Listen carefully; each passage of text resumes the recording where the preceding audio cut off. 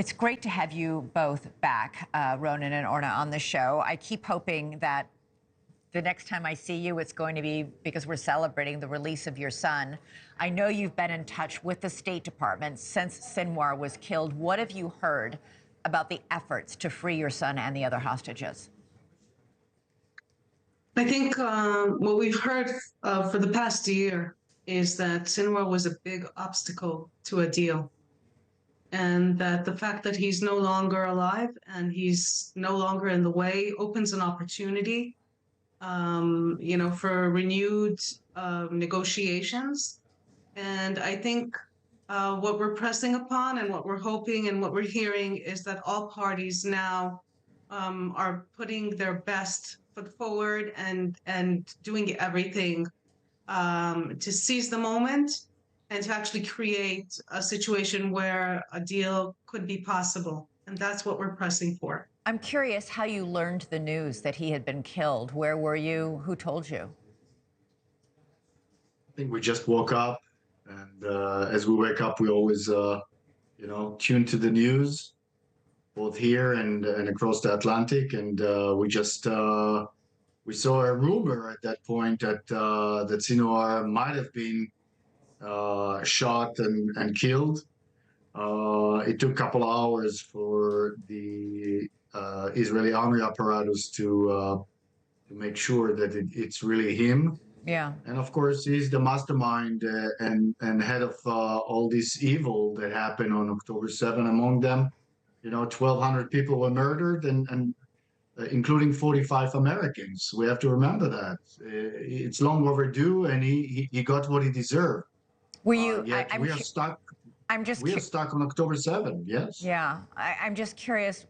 In that moment, were you happy? Was it relief? What emotion did you feel when you? I don't think you can call it happiness. It's when your enemy's brought to justice. It's not a happy moment. It's kind of a relief knowing that he was the obstacle, and when obstacle is removed, there is a sense of relief. Yeah.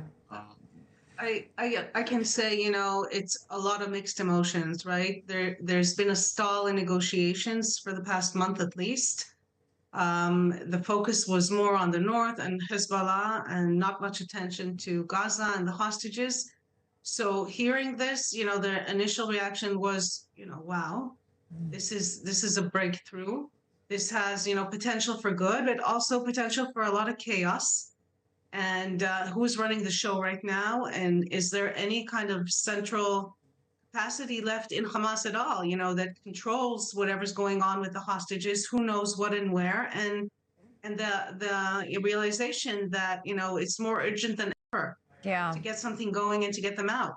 That's basically our messaging to the leaders we're speaking to on both sides of the ocean. It's urgent. It's a very sensitive time. There's a window of opportunity. You gotta seize the moment. Yeah. Many families also had very mixed emotions to Sinwar being taken out, both relief that someone so brutal was gone, but also real trepidation. There are rumors that Sinwar left orders that if he were killed, the hostages should be killed. Are you worried that there might be retribution toward the hostages for Sinwar's death?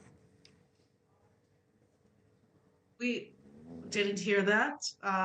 We're hoping that's not true. We're thinking that there's still valuable assets to whoever's left in Gaza and Hamas, but we do feel the urgency of acting quickly and setting the narrative, and not waiting for things to just happen. Yeah. We still believe that the hostages alive have a huge value for the people that are holding them. And we just want to pray that our leaders, both here and in Israel, will act swiftly.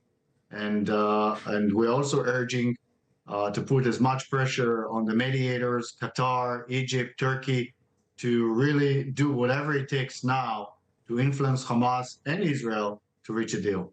It's been way too long. This has been going on for over a year. Our son just celebrated a second birthday in captivity this past Monday.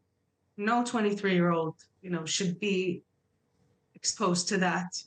There are still citizens of over 20 countries that are being held in dungeons underneath Gaza. This needs to end. Thanks so much for watching. Go to joinnn.com to find NewsNation on your television provider. And don't forget to click the red subscribe button below to get more of NewsNation's fact-driven, unbiased coverage.